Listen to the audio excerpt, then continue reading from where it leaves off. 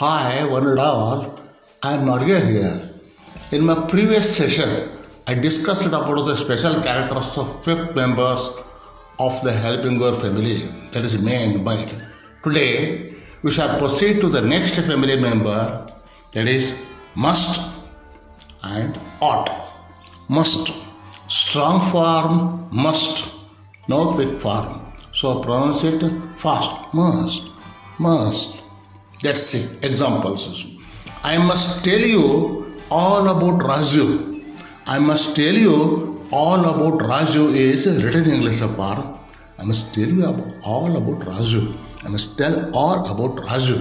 I must tell you all about Raju is a spoken English form. Must not. Strong form, must not. Weak form, mustn't. Weak form, mustn't. Examples. You must not talk anything more about us. You must not talk anything more about us is written English form.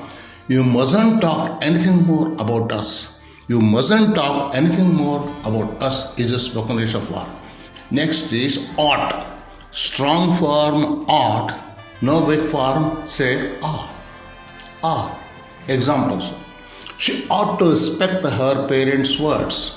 She ought to respect her parents' words is written English form.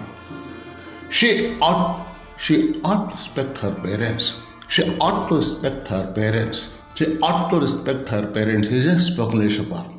Ought not. Strong form ought not. Weak form oughtn't. Strong form ought not. Weak form oughtn't. Examples. You ought not do so to your elders. You ought not to do so to your elders is written English form.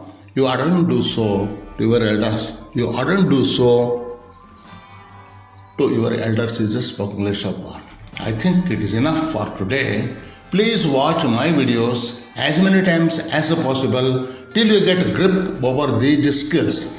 Tell your friends also to watch and like. Write your comments. Till we meet in the next session. Have a nice time. Thank you once again. Please do not forget to like, share, comment and subscribe. Thank you. Thank you once again.